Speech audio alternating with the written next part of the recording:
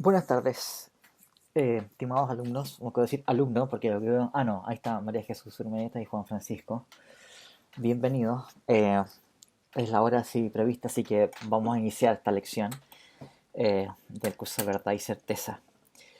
Quiero partir recordándoles algo que les indiqué en un mensaje ayer, y es que creo que fue María Jesús quien me advirtió del tema. Pero dado que había una modificación en el cronograma del semestre, porque la próxima semana se ha decretado una suspensión general de actividades, entonces eh, es prudente hacer dilatar en una semana la fecha de la segunda evaluación. Entonces estaba fijada, me parece, para el día 4 de junio y va a ser pospuesta para el jueves 11 de junio. Por tanto, va a haber una semana más. En principio no me ha parecido prudente todavía hacer una modificación de la fecha de examen, pero podría también ser necesario hacer una modificación de la fecha de examen que está prevista, si no me equivoco, para final de junio. Podría ser, no sé, una semana más, eventualmente. Eh, Bien, entonces eh, quería partir recordándoles ese tema para que lo tengan presente. Y lo que quisiera que fuésemos viendo en la lección de hoy es cerrar esas ideas que estábamos explicando la lección pasada acerca del concepto de conocimiento y pasásemos directamente a eh, tratar temas acerca del concepto de justificación y las teorías de la justificación y cuáles son las grandes alternativas teóricas, que es el punto que me interesa. Voy a compartirles los apuntes del curso para seguir viendo este tema. Lo que estábamos tratando en la última lección tiene que ver con el hecho de que el concepto el concepto de conocimiento es un concepto que ha sido difícil de definir por los motivos que básicamente tienen que ver con el problema de Gettier. Entonces, la cuestión acerca de que parecen haber formas de creencias verdaderas para las cuales tenemos una justificación que intuitivamente no son con una forma de conocimiento. Los casos tipo Gettier, ustedes recordarán, son casos en donde la idea sería que aunque un sujeto tiene una justificación para tener una creencia verdadera, la conexión entre una cosa y otra es accidental. O sea que es por suerte que un sujeto llega a tener una creencia verdadera dada la justificación que posee en determinadas circunstancias. Eh, y claro, se supone que la definición de conocimiento entonces tendría que complementar la definición tradicional de alguna manera para evitar estos problemas sobre, en fin, el que la justificación sea una justificación que no está, por decirlo así, conectada por su naturaleza con la producción de una creencia verdadera.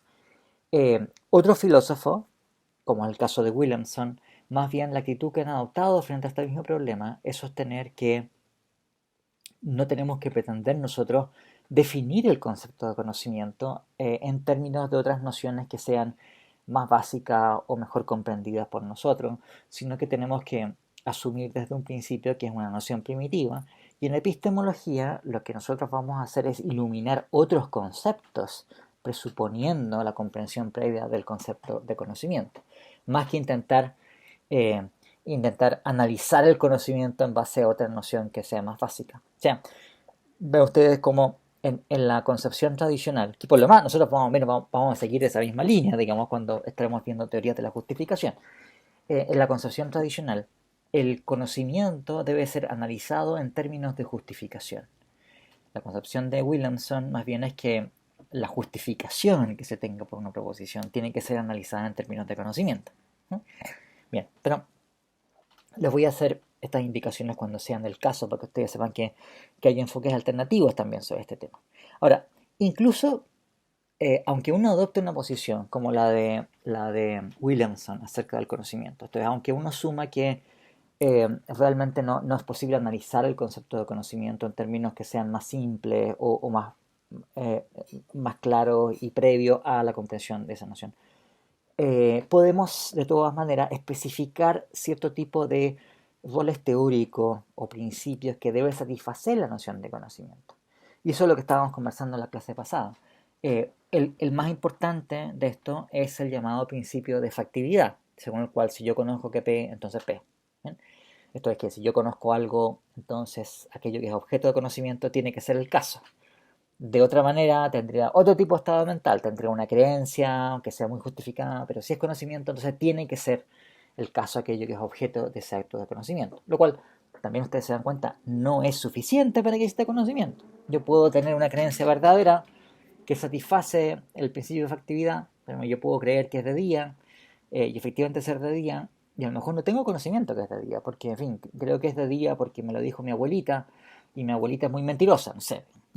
Entonces, o qué sé yo, ¿no? O sea, yo podría llegar a tener creencias verdaderas, que son de hecho verdaderas, pero naturalmente que no basta con que una creencia sea tal que satisface ese principio de efectividad para que tengamos conocimiento, pero es un requerimiento mínimo que tiene que satisfacer el concepto de conocimiento.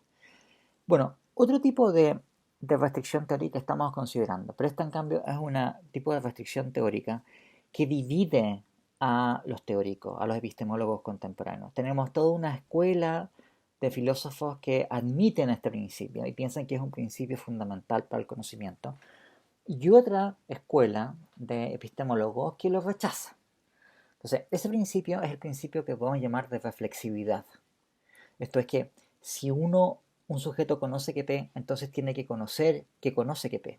O en otras palabras, que el hecho de que un sujeto racional tenga conocimiento de algo debe ser algo transparente para el propio sujeto. El sujeto tiene que poder saber que posee saber de algo. El saber que posee a alguien, si es auténtico saber, diciéndolo de otra manera, debería ser algo que resulte transparente para el sujeto, de manera que él sepa que sabe, ¿no? O en otras palabras, ningún sujeto podría saber sin saber que sabe, si es que es auténtico conocimiento y sabiduría, que es de lo cual estamos tratando. ¿Bien? Ese supuesto es un supuesto que ha sido objeto ha sido aceptado por una tradición cartesiana que viene desde Descartes, en fin, Descartes que está leyendo las meditaciones metafísicas, ese mismo Descartes, hay una tradición que por lo menos parte con Descartes que ha asumido esta idea, en donde la idea es que el conocimiento tiene que satisfacer esta exigencia de reflexividad. Y claro, hay muchos epistemólogos contemporáneos que son herederos de esta tradición y siguen pensando en esos términos, de que si uno no tiene conocimiento de que tiene conocimiento, o si uno tiene una justificación y no sabe que tiene justificación, algo falta aquí. Hay un elemento que está ausente que es esencial para que exista verdaderamente conocimiento y justificación. Esa tradición se conoce como en fin, o como este tipo de concepciones se conocen como concepciones internalistas del conocimiento y la justificación. ¿Por qué internalistas? Porque la idea es que el que alguien tenga conocimiento de alguna cosa debe ser un hecho interno para el sujeto, un hecho respecto al cual el sujeto tiene que ser autoridad última, tiene que resultarle transparente. ¿Mm? Por el contrario, toda la tradición de epistemólogo que rechazan el principio, o sea, perdón, quiero aclararles que cuando digo que rechazan el principio no es que significa que ellos sostienen que nunca uno sabe que sabe, sino que lo que dicen es que no necesariamente uno debe saber que sabe para saber. Hay muchos casos en donde uno va a saber y va a saber que sabe, eh, pero en otros casos no, y eso no impide que uno tenga conocimiento. Bueno, la otra tradición entonces se llama externalista, porque la idea es que en muchos casos un sujeto puede llegar a tener conocimiento y justificación adecuados, perfectamente aceptables, digamos, y que son conocimiento y son justificación, aunque él no reflexivamente no tenga conocimiento de que posee ese conocimiento o no tenga conocimiento de que posee esa justificación. Eh, yo le estaba dando algunos ejemplos la lección pasada. Si ustedes piensan en un animal, por ejemplo, que a lo mejor tiene estados perceptivos extremadamente agudos, muchísimo más agudos que los que tenemos nosotros. Si ustedes piensan, qué sé yo, el oído de un perro, por ejemplo, ¿no? O el olfato de un perro, o la vista de un águila, son órganos que son mucho más agudos, mucho más capaces de discriminar aspectos diferentes en lo que se le ofrece y en lo que se encuentra en su profundidad de las capacidades de discriminación perceptiva que tenemos nosotros. Sin embargo, ninguno de estos seres, por todo lo que sabemos, tiene conocimiento reflexivo de su propio conocimiento. Y eso no impide, sin embargo, que tengan conocimiento. Es decir, tienen conocimiento y tan es así que tienen conocimiento. Por eso describimos normalmente nosotros su conducta de esa manera. Decimos que el perro sabe dónde está escondido el hueso porque es capaz de olerlo, por ejemplo. O el águila sabe dónde está el ratón porque, en fin, es capaz de ir ahí y cazarlo. Es que estos animales, debido a esas capacidades de discriminación de lo que se encuentra en su medio ambiente, pueden sobrevivir. ¿No? O sea, en fin, su éxito evolutivo, por decirlo así, y su éxito de la supervivencia, en parte ha sido causado debido a que ha tenido éxito en ser capaz de discriminar aspectos importantes de su ambiente para nutrirse, sobrevivir, escapar de los peligros, etc. ¿No? Bueno, en esos casos, esas formas de conocimiento no parecen satisfacer el principio de reflexividad. ¿Bien? O sea, esto vamos a tratarlo más adelante, pero ustedes pueden ver que, claro, que también es un principio formal, que uno puede formalizar muy precisamente, como aparece aquí en las notas del curso. O sea, si yo conozco que P, si P cae bajo este operador epistémico de conocimiento, entonces yo conozco que P. Y para los defensores de una concepción externalista, este es un principio que no puede ser aceptado con completa generalidad. O sea, hay filósofos, por ejemplo, Ernst Sosa, parece más Ernesto Sosa, él es cubano, pero en fin, se suele conocer Ernst Sosa. ¿No? Sosa, por ejemplo, dice, mira, en general podemos distinguir una forma de conocimiento que podemos llamarle un conocimiento animal. Animal porque, bueno, porque también el conocimiento que tiene un águila o un perro o qué sé yo, cuando sabe que hay algo, aunque no es capaz de reflexionar sobre ello. Pero sobre eso tenemos un conocimiento reflexivo, que por decirlo así se encabalga sobre este conocimiento animal básico, que es conocimiento según los estándares externalistas. Y claro, cuando estamos pensando en un conocimiento de un nivel superior, nosotros sí esperamos que sea un conocimiento en donde se ve esta exigencia de reflexividad. ¿Bien? O sea, por supuesto, el conocimiento que satisface este principio de reflexividad es importante. No es que una cosa que, en fin, que no sea deseable alcanzar. Es deseable que un sujeto racional tenga una conciencia reflexiva acerca de sus propios estados epistémicos. Pero una cosa distinta, en ese caso, esto va a ser un requerimiento de cualquier conocimiento. ¿Bien? Entonces, este es un principio que es muy discutido. Los siguientes dos principios que quiero mencionar, pero ahora de manera mucho más breve, son principios que podríamos llamar de clausura. ¿Clausura por qué? Porque la idea es que un sujeto conoce cierto dominio de cosas y su conocimiento se extiende a todo aquello que se deduzca de esas cosas que él conoce. Se llama clausura porque, por decirlo así, el conocimiento cierra, no deja cosas abiertas que se siguen de aquello que sabe y que sin embargo él no conoce. ¿No? Y son principios que tienen mucha importancia desde el punto de vista formal, pero que tienen una dosis importante de idealización. O sea, ustedes se pueden dar cuenta que atribuirle a todo sujeto el que va a siempre, de hecho, tener estados epistémicos que van a ser tales que se adecúen a lo que indican estos principios, puede resultar un supuesto excesivo. Pero, en fin, como digo, tienen utilidades formales y si es que uno no admite esos principios, la lógica epistémica tiene una serie de dificultades. Un principio es un principio según el cual, si yo conozco una implicación y yo conozco el antecedente de la implicación, yo tengo que conocer el consecuente de la implicación. ¿No? Esto es, si yo conozco que P implica Q y conozco que P, entonces debo conocer que Q. ¿Sí? De entrada suena como súper obvio, digamos, ¿no? Que uno debería conocer que Q, naturalmente. Ahora, ustedes también ven aquí que una cosa es decir que un sujeto racional debería conocer aquello que se sigue conocidamente de aquello que él conoce, y otra cosa es que de hecho un sujeto lo haga. ¿No? De hecho, los sujetos pueden cometer todo tipo de irracionalidad. A mí, en fin, no me extrañaría que haya sujetos que cometen irracionalidad en ese aspecto también. Como el tipo sabe que P implica Q y sabe que P Bueno, entonces debe saber que Q, pero supongamos que el tipo por irracionalidad, como les digo, porque, en fin, porque no quiere aceptar que Q, o qué sé yo, no acepta que Q, ¿no? En fin, como digo, una cosa es decir que esto es una exigencia de racionalidad, que obviamente lo es, a sostener que de hecho todos los sujetos se comportan o tienen estados epistémicos que se adecúan a este principio. Otro principio también, que este es más ideal, hay una idealización más fuerte todavía en esto, es el principio según el cual si algo es una verdad lógica, entonces se conoce. Eh, el- eh, a ver, me da un poco de risa porque si fuese así, entonces algo así como nos deberíamos sacar puros 7 en todas las pruebas de lógica y matemáticas, ¿no? Por principio, ¿no? Pero sabemos que no es así. Eh, eh, Bien, esto es un principio que es análogo a otro principio que se ocupa en lógica modal, que se conoce en lógica modal como el principio de necesitación, ¿bien? Y se ocupa en lógica epistémica. Pero claramente es mucho más idealizado esto. Estamos suponiendo que un sujeto racional conoce automáticamente todas las leyes de la lógica. Perfectamente podría uno no conocer. Si uno le cita aquí una tautología que tiene 250 variables, ¿no? Y que para escribirlo requerimos un libro de 20 tomos, que hay tautologías así. Son muy complicadas, naturalmente, y para, en fin, saber que son tautologías tenemos que, no sé, echar a andar una computadora un buen tiempo.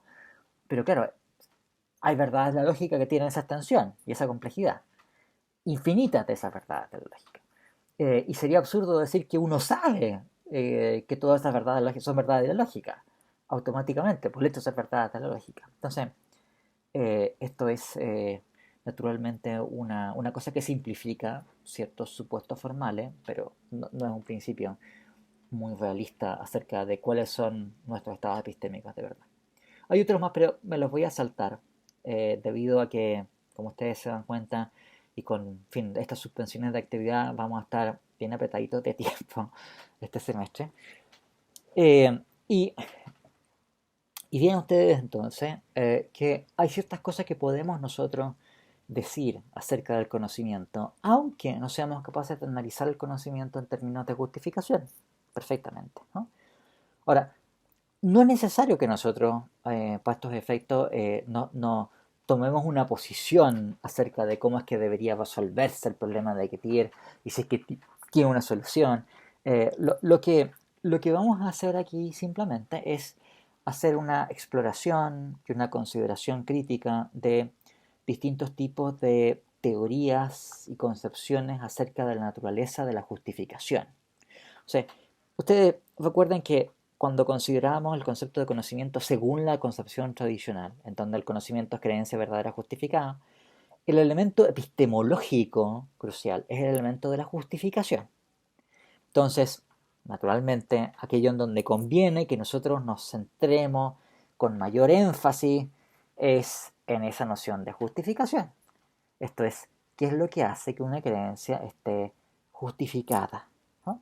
Entonces, lo que quiero yo hacer ahora es hacerles a ustedes primero una presentación y en la medida que podamos ir avanzando a discutir esas grandes alternativas acerca de cómo entender la justificación. O sea, primero que nada, hay que destacar que eh, el que nosotros digamos de una creencia que está justificada es una suerte de valoración que nosotros hacemos de esa creencia. O sea, la noción de justificación es una noción que podríamos decir, en algún sentido de la palabra, es una noción evaluativa, ¿no? Le estamos dando un cierto estatus, digámoslo así, positivo a esa creencia por el hecho de estar justificada. De una manera análoga que si yo digo una acción es moralmente buena, o es noble, o es valiente, o es, no sé, en fin, prudente, yo estoy también haciendo una evaluación positiva de una acción. Estoy diciendo esa acción es destacable, digna de elogio, porque es una acción valiente, o es una acción prudente, etcétera, ¿no? Entonces, nosotros usamos una serie de verbos y de adjetivos en el lenguaje ordinario por las cuales nosotros, por decirlo así, otorgamos un estatus positivo a cierto tipo de acciones o hechos o estados de cosas. En epistemología, nosotros hacemos, por decirlo así, una cosa parecida. y es que nosotros a ciertas creencias les damos un estatus positivo. Son creencias justificadas. Y cuando decimos que una creencia está justificada, por supuesto lo contrario sucede si es que no está justificada, ¿no? Cuando decimos que una creencia está justificada, lo que estamos diciendo es que un sujeto racional, por el hecho de ser racional, debería creer esa creencia. Ahora, entonces ustedes también aquí cómo se da una conexión entre el hecho de que una creencia sea justificada, tenga este carácter, por decirlo así, epistemológicamente positivo, con una suerte de norma epistemológica. ¿De acuerdo? Un sujeto racional, si es que realmente es racional, debe creer las cosas para las cuales tiene justificación. Y debe no creer cosas para las cuales no tiene justificación. Noten nuevamente ustedes la analogía con lo que sucede con nociones morales, ¿de acuerdo? Si una acción es buena, entonces un sujeto moralmente responsable debe realizarla. Si una acción es mala, bueno, es más complicado tanto, pero en fin, lo que digo en términos de deber, en algunos casos podría ser puede realizarla. En fin, y lo mismo pasa en la epistemología, en algunos casos, mejor no es que uno deba creer, pero por lo menos uno tiene una permisión epistemológica de creer algo para lo cual uno tiene una justificación. ¿Verdad? Pero lo que me interesa mostrarles es cómo se da esta conexión entre este estatus positivo que tiene una creencia con la obligación o la permisión que tiene un sujeto racional de creer algo, con lo que sucede en las conexiones entre valores éticos y normas éticas. Entonces, claro, si una acción es moralmente buena, entonces un sujeto racional debe realizar esa acción. Si una acción es mala, un sujeto debe no realizar esa acción. De una manera análoga, si una creencia está justificada, un sujeto racional debe creer esa proposición. Si una proposición es aquella a la cual no se tiene justificación, un sujeto no debe creer esa proposición. Entonces, las nociones de justificación y las que estén conectadas con ellas, como no estar justificada o lo que sea, son nociones que tienen este carácter que va a ser evaluativo, ¿no? O sea, cuando nosotros decimos que un sujeto es racional, un sujeto racional, por supuesto nosotros no somos perfectamente racionales, es decir, un sujeto humano, por decirlo así, trata de ser lo más racional posible, pero tenemos fallas de racionalidad todo el tiempo. Bueno, por en fin, wishful thinking, por, en fin, por nuestra tendencia a creer cosas que nosotros quisiéramos que fuesen verdad, o a no creer cosas que no quisiéramos que fuesen verdad, y cosas así.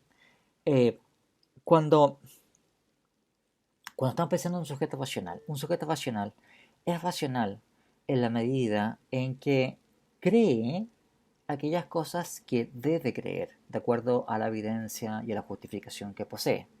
Y no presta creencia, no acepta como verdaderas o como más probablemente verdaderas creencias para las cuales no tiene suficiente justificación. Entonces, sí, la racionalidad de un sujeto tiene que ver con en qué medida sus creencias están adecuadas, se corresponden con aquello que satisface, aquello que para lo cual posee realmente una justificación. Un sujeto que cree más que aquello para lo cual posee una justificación, no podemos decir que es perfectamente racional en hacerlo. Y un sujeto que cree menos que aquello para lo cual tiene una justificación también es un sujeto que no actúa de manera racional. ¿Eh? Ok, algunas veces se habla de justificaciones pragmáticas para una creencia, ¿no? Ahora, una justificación llamada pragmática no es aquello de lo cual estamos hablando nosotros, ¿de acuerdo? O sea, una justificación epistemológica en el sentido de es que es una razón, es información, es evidencia que hace más probablemente verdadera una creencia por el hecho de existir. ¿Qué es lo que es una creencia pragmática? Una justificación pragmática. Es una justificación para una creencia que conviene que un sujeto tenga por algún motivo adicional. Pues yo, uno puede decir, mira, el hecho de que un equipo de fútbol o los miembros de un equipo de fútbol crean que van a ganar un partido, hace más probable que ganen el partido. ¿De acuerdo? Entonces,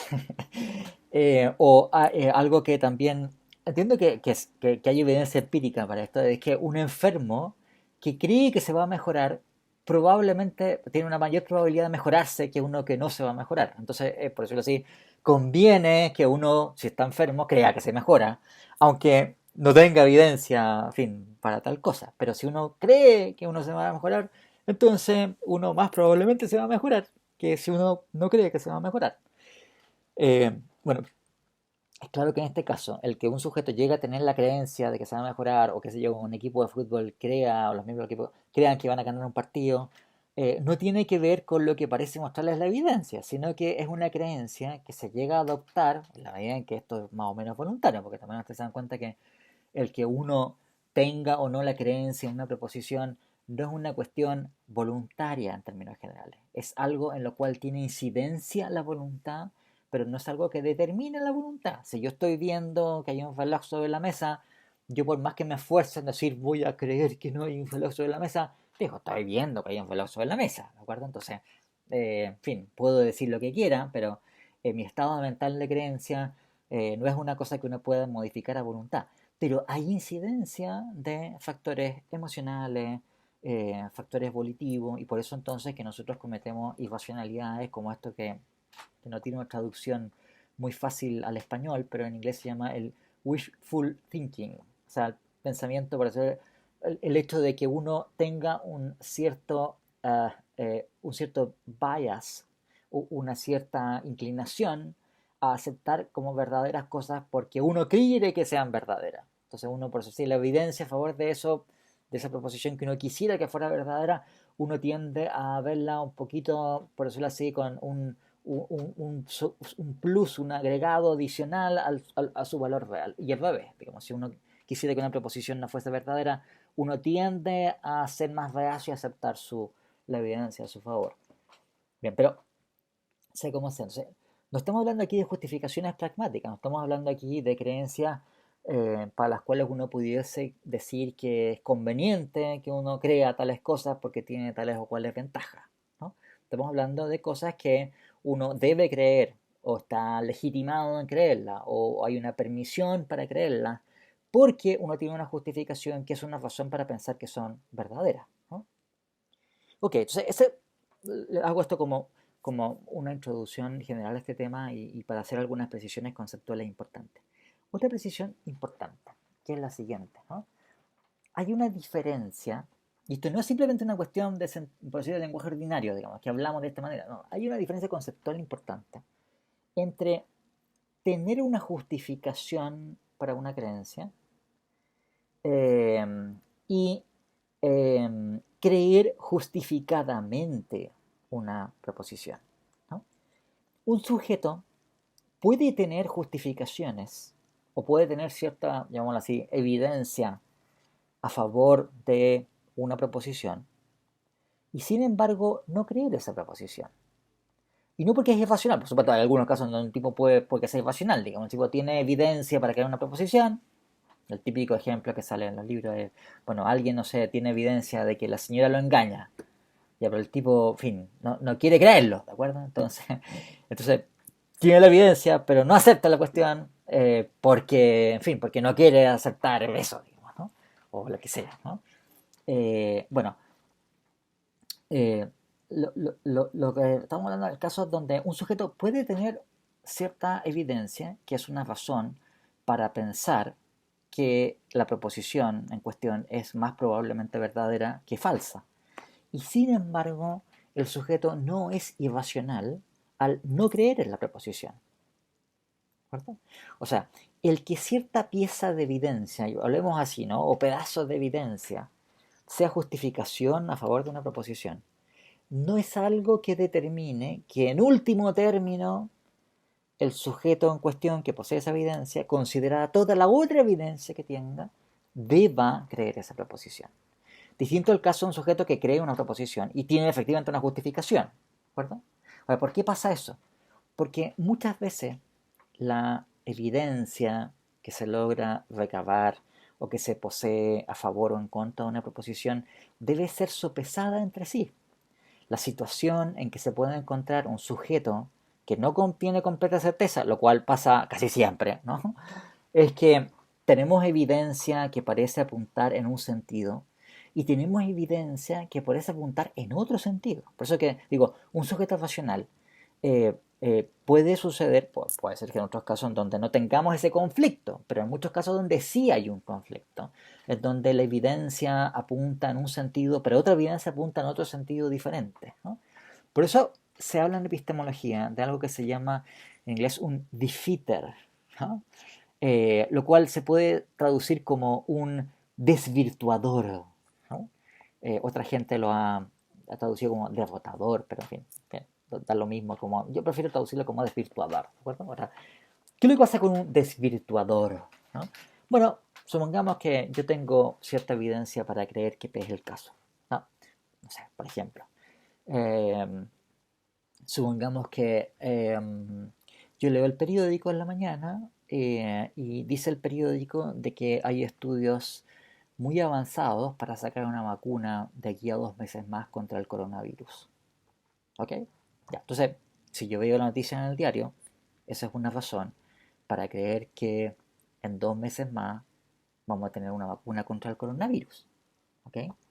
¿Qué pasa, sin embargo, si yo, qué sé yo, 2 horas después veo un artículo que aparece en una revista especializada, que tiene mucho más crédito en esa área que el diario general, que dicen, ha aparecido en la prensa, la noticia, de que en 2 meses más puede haber una vacuna contra el coronavirus. Desgraciadamente, esa noticia dependía de cierta información que no tomó en cuenta los últimos resultados experimentales. La situación es mucho peor que la que tenemos.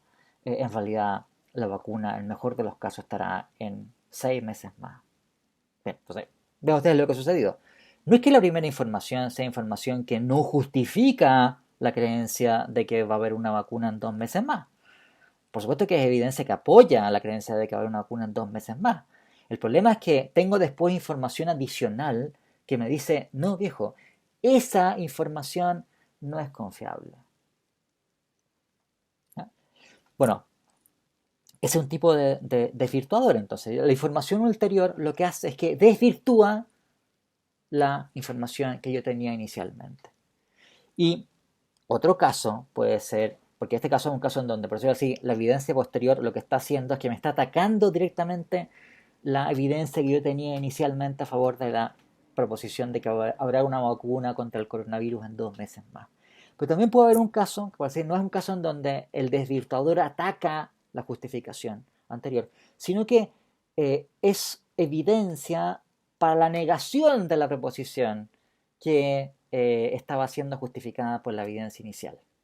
O sea, si yo, por ejemplo, en la misma circunstancia, leo el diario y dice habrá una vacuna en 2 meses más, y después leo otro diario y dice sin hacer ninguna mención a la información que indica este diario, eh, es difícil que tengamos una vacuna antes de 4 meses. ¿Sí? Bueno, aunque la segunda información no está desvirtuando directamente la justificación inicial, sí desvirtúa esa información, porque si esta es información que apoyaba la proposición P, esta evidencia ulterior, esta pieza de información, es evidencia para creer no P, lo cual está en conflicto, naturalmente. Bueno, cualquiera de estas dos formas de caso en que se puedan dar, como digo, uno puede imaginárselo así. En un caso tengo yo una creencia o una proposición que está apoyada por cierta evidencia. Tengo un desvirtuador que ataca la justificación. En el segundo caso tengo una creencia, una evidencia que no es que ataque la justificación, sino que ataca la negación de la proposición que estoy yo justificando en virtud de la primera evidencia. Entonces, como la información que puede ser recabada por un sujeto o por una comunidad de sujetos, porque esto es una cosa importante, a la cual vamos a insistir harto, eh, la empresa epistemológica de adquirir evidencia e información sobre el mundo no es una empresa que nosotros estemos abordando de manera solitaria, no lo hacemos de manera solitaria, lo hacemos formando comunidades, sociedades, estructuras sociales en donde compartimos la información y en donde cooperamos para desarrollar esta empresa. Eso es lo que se hace en la ciencia natural todo el tiempo, ¿no? Entonces, uno tiende a pensar esto idealizadamente como que es un sujeto y él solo está, no, nunca es un sujeto el que lo está haciendo. ¿Bien? Bueno, si ustedes pueden ver que debido a que la evidencia que se puede ir adquiriendo es evidencia que puede tener esta estructura, o sea que una evidencia en un tiempo puede ser desvirtuadora de la evidencia y la justificación que se tiene en otro momento, es que no es lo mismo eh, eh, el que uno esté justificado en creer algo a tener alguna justificación para creer algo. Uno perfectamente puede tener alguna justificación para creer algo y sin embargo, dado que hay otros desvirtuadores que uno conoce, entonces uno racionalmente no creer eso algo. Uno sabe, no, no, perfectamente, yo me doy cuenta que esta evidencia es una razón considerada aisladamente para creer que ve. Pero por eso es que yo también conozco a este desvirtuador, por eso es que no creo que ve. Aunque estoy perfectamente consciente que esto considerado por sí mismo es una razón para creer que ve. Pero no creo que P, y soy racional al no creer que P, porque también me doy cuenta que hay un desvirtuador que me lleva a por lo menos suspender el juicio. ¿Sí? O sea, no es lo mismo que uno esté justificado en creer una proposición a que uno tenga alguna justificación para creer una proposición. ¿Y por qué sucede esto? Porque la evidencia que uno recaba, que uno puede recabar a favor de algo, puede ser evidencia que entra en conflicto entre sí. Esto pasa todo el tiempo, digamos, normalmente, y ojalá las cosas fuesen más fáciles, pero no son tan fáciles, y uno se encuentra en una situación en donde hay evidencia que puede ser desvirtuada por otra evidencia posterior. ¿Okay? Entonces tengan ustedes esto en cuenta porque esta es la situación real en la cual nos encontramos cuando nos hacemos, por decirlo de esa manera, transacciones epistemológicas con el mundo. Uno recaba evidencia, información, que son justificación para pensar que algo es más probablemente verdadero que probablemente falso. Eh, pero siempre estas cosas son cosas que en fin, pueden verse desvirtuadas después por evidencia ulterior. Y ojo, que esa desvirtuación, esa evidencia posterior, a lo mejor nos deja peor epistemológicamente. ¿Eh? O sea, no siempre nos va a dejar mejor. Puede ser que, qué sé yo, que la evidencia ulterior que desvirtúa la evidencia inicial sea algo que nos pierda, digamos, ¿no? Supongamos que al principio uno, en fin, tenía una justificación para creer que P, y efectivamente P era el caso, digamos, ¿no? Y después apareció un desvirtuador que era verosímil, y uno entonces deja de creer que P es el caso, y P es el caso, ¿de acuerdo? O sea, el desvirtuador, por decirlo así, no nos ayudó para nada, digamos, no es que nos salvó de un error, nos hizo caer en un error, ¿no? Eso también puede pasar perfectamente, ¿no? Digo, no siempre estas cosas pasan para mejor, pueden pasar para peor, ¿no? Eh, ok, entonces ustedes pueden darse cuenta que, que cuando estamos hablando de justificación y evidencia tenemos esa condición. Yo aquí he hablado libremente de justificación para pensar que una proposición es más probablemente verdadera que falsa, ¿no? Una forma de representar o de modelar cómo se da esto que la evidencia que posee alguien, un sujeto o una comunidad de sujetos a favor de una proposición presta más o menos apoyo a la proposición, es algo que en epistemología, no es una cosa que sea universalmente aceptada, pero hay muchos filósofos que lo hacen así, lo presentan como una forma de probabilidad epistémica. O sea, yo me imagino que, en fin, no me consta que es así, pero supongo que ustedes tienen cursos de probabilidad y estadística, o en algún punto, digamos, tendrán o han tenido, eh, y tendrán cierta familiaridad con el cálculo de probabilidades. Entonces, uno puede definir eh, una función de probabilidad sobre proposiciones condicionales respecto de evidencia, evidencia que también podemos tomarla proporcionalmente, como el hecho de que, en fin, conste que tal proposición es el caso, lo que sea. Y estas probabilidades satisfacen los axiomas de Kolmogorov. O sea, quiero decir, satisfacen las cosas que ustedes conocen de cálculo de probabilidades. ¿De acuerdo? Entonces tenemos una función que le asigna a cada proposición en relación a cierta evidencia un valor que es un número real entre 0 y 1, en donde 1 es completa certeza y 0 es completa certeza de que no es el caso, en donde la probabilidad epistémica que se le tiene que dar a proposiciones incompatibles entre sí y que son exhaustivas de todas las posibilidades tiene que ser 1, o sea que, no sé si, la probabilidad epistémica de que P o no P es 1, ¿bien? Eh, y, eh, y en donde proposiciones que son incompatibles tienen una probabilidad epistémica que, en fin, si estoy considerando la disyunción, la posibilidad que ocurra un evento o el otro, tienen que ser su probabilidad igual a la suma de esos dos eventos, eh, y etcétera, ¿no? Entonces, ustedes pueden aplicar cálculo de probabilidad y en algunos casos esto puede ser más o menos fructífero.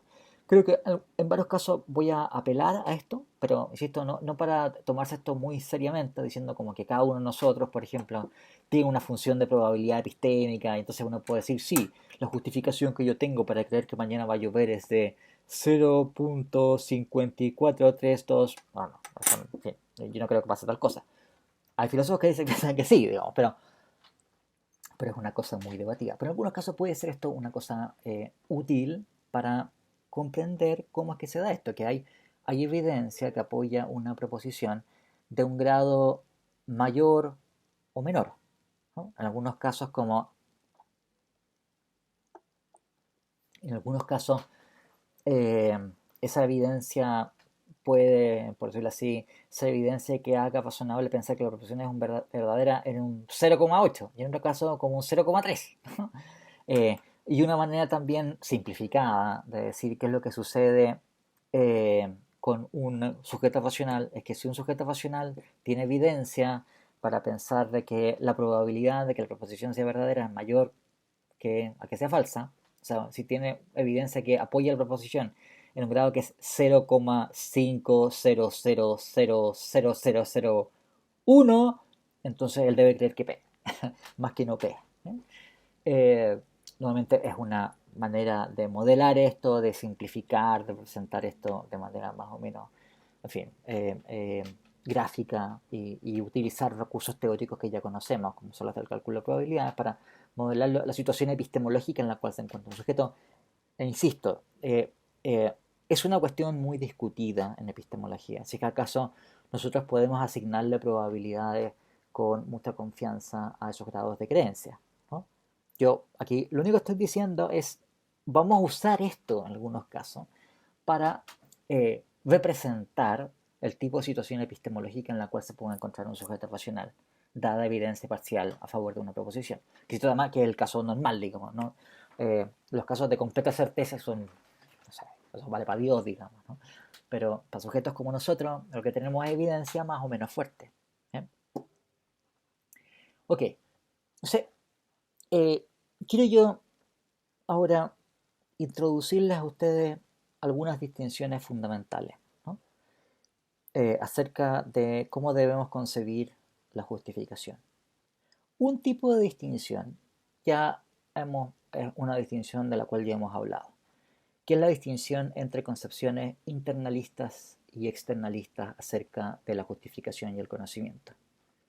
De eso vamos a tratar más adelante y es un área, un campo en donde ustedes van a ver una distinción muy importante entre teorías externalistas, que postulan que hay formas de justificación, que uno no tiene por qué saber que las tiene, basta tenerlas nomás, de concepciones que siguen estos principios internalistas según el cual uno tiene que conocer que conoce, para que conozca realmente.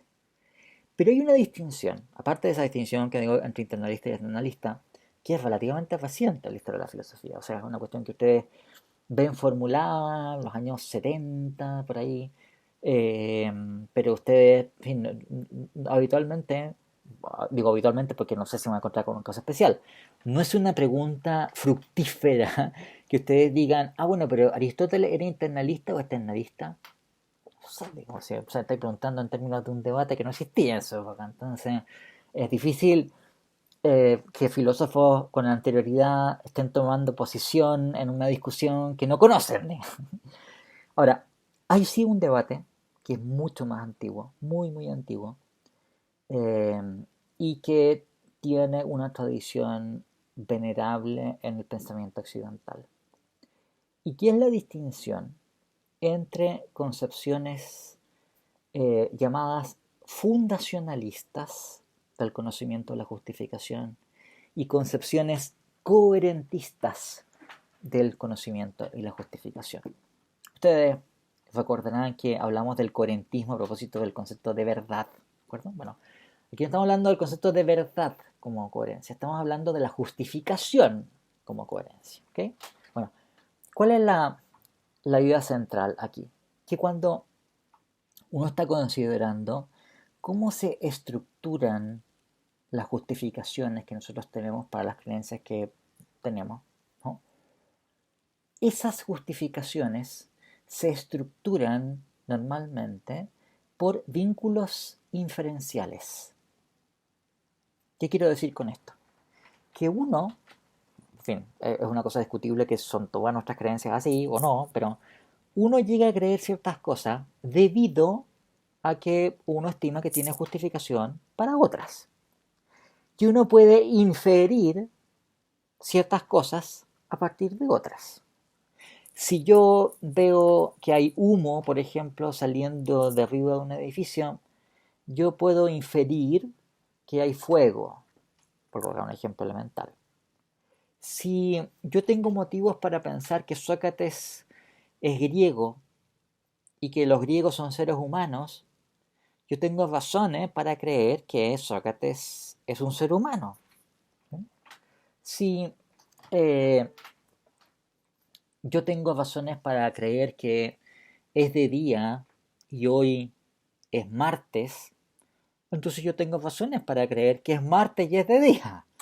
Digamos, estos ejemplos son elementales, pero lo que quiero decir es, nuestras creencias se ordenan, se estructuran entre sí por vínculos de inferencias entre unas y otras.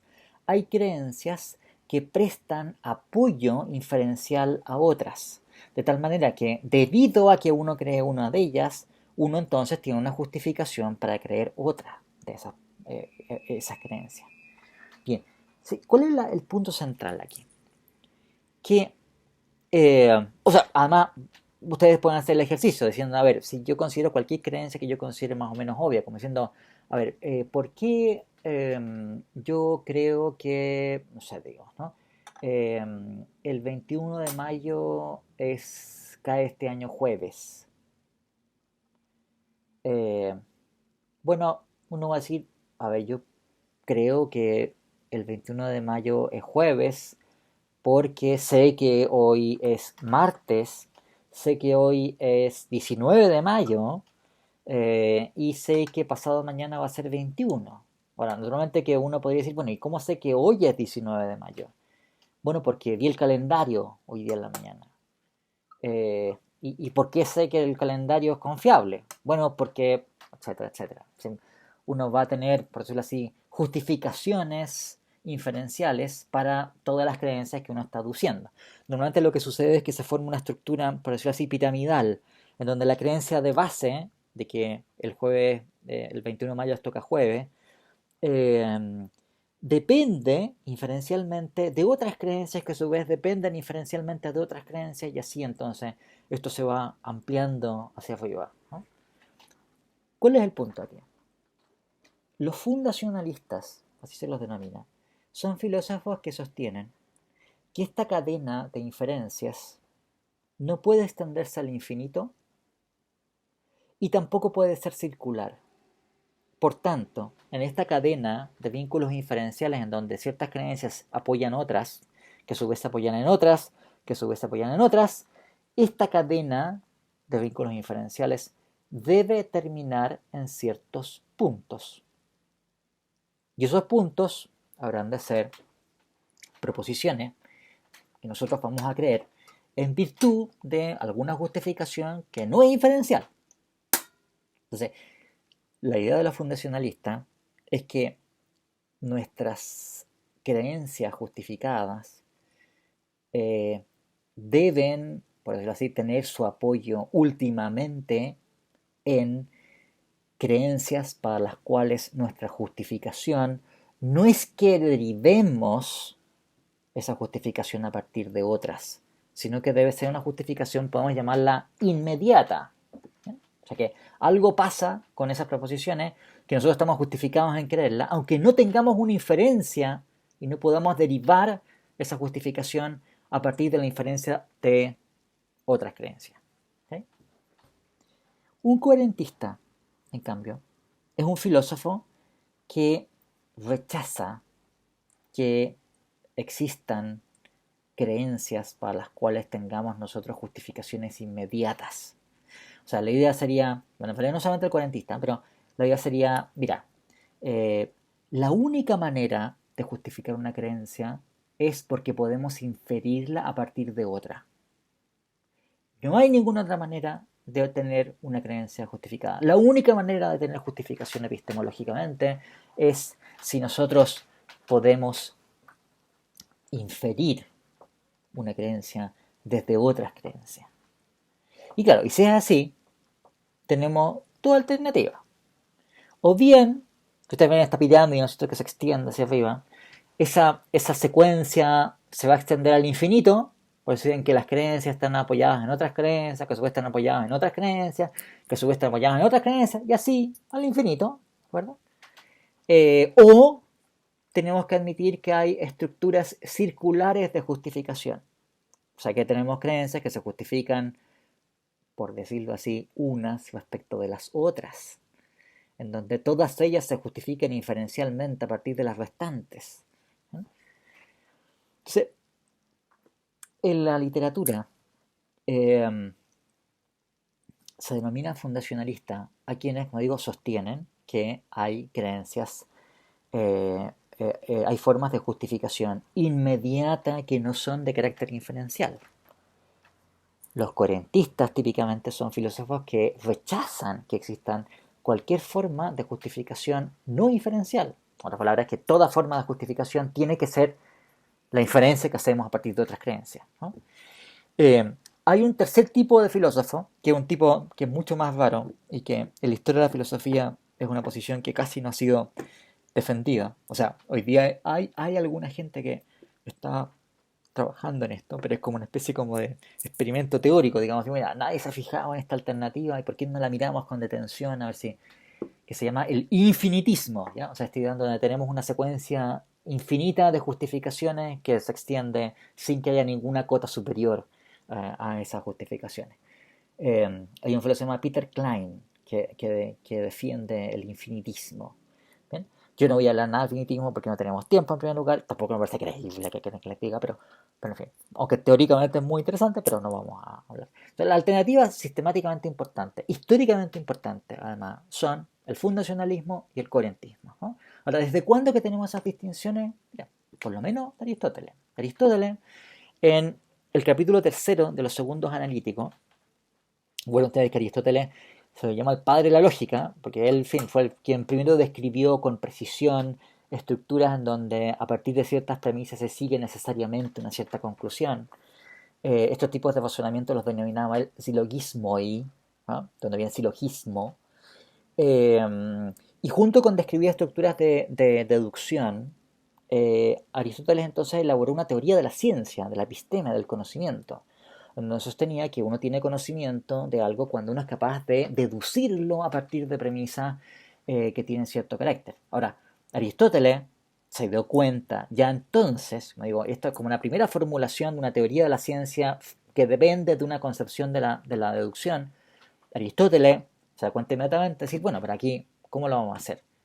Toda creencia que forma parte de la ciencia tiene que deducirse a partir de otras proposiciones que a su vez se deducen a partir de otras y así. Bueno, dice Aristóteles, eso no puede ser, digamos. No puede ser que aquí tengamos una secuencia al infinito de creencias que se justifican una a partir de las otras. Tampoco puede haber una justificación circular, porque una justificación circular no es justificación, cosa de la cual vamos a hablar cuando discutamos sobre el coherentismo. La única alternativa que nos queda es que haya algunas proposiciones, algunos principios de la episteme, del saber, el conocimiento, en fin, de la ciencia, que no tengan justificación en virtud de una deducción. Y Aristóteles entonces denomina estos primeros principios y sostiene que tiene una justificación en virtud de la epagogé, algo que hemos traducido por inducción o de otras maneras. Sí, esa perspectiva que aparece ahí en Aristóteles, después la vemos repetida en muchos otros autores. Hay un autor escéptico que se llama Agripa, que elaboró una cosa que se llama el trilema de Agripa. Ahora, él le propone un argumento escéptico, un argumento para decir, mira, yo les voy a mostrar cómo no tenemos justificación en nada, porque o bien deducimos, o sea, si yo tengo una creencia de que P, o bien yo estoy justificado en creer que P porque deduje eso a partir de otra proposición, y si es así, esa otra proposición, a su vez la deduje de otra, y esa a su vez la dijo de otra, y bueno, si esto se sigue al infinito, entonces realmente no la ha justificado de nada, porque no hay nada que haga, por decirlo así, justificada cada elemento de esta cadena de justificaciones. O bien es una justificación circular, que tampoco es aceptable, porque entonces estoy justificando lo mismo por lo mismo. Quiero decir, si A lo justifico por B, B lo justifico por C, y C lo justifico por A, entonces al final justifico A por A, lo cual no es justificación. O bien voy a aceptar algunas cosas dogmáticamente sin tener una inferencia para ella. Por eso que Agripa lo presenta con un argumento escéptico, ¿no? Diciendo, mira hijo, o vas a tener una secuencia infinita de justificaciones que no llega a ninguna parte, o bien vas a admitir justificaciones circulares que no son aceptables y que no son justificación, o bien vas a tener que aceptar algunas cosas porque sí, dogmáticamente, ¿no? En cualquier caso no tiene justificación. Frente al mismo problema, sistemáticamente, la actitud de Aristóteles diciendo, no, en realidad lo que se sigue de esto es que vamos a tener que admitir justificaciones que no son inferenciales. ¿Bien? Y esa en general es la actitud que tiene todo filósofo fundacionalista a partir de entonces. Bueno, ya creo que me he extendido bastante, así que vamos a quedar en este punto. No sé si tienen alguna pregunta en particular, alguna duda sobre alguno de estos temas. Si no, vamos a quedar aquí. Entonces les recuerdo que, bueno, este jueves 21 de mayo, la próxima semana, vamos a estar también con suspensión. Es importante que por lo menos avancen en las lecturas porque si no, este asunto de volver a tomar el ritmo del trabajo cuesta. Así que es importante para que no queden muy desenchufados de la progresión del semestre. Así que bueno, quedamos aquí y hasta luego. Nos vemos.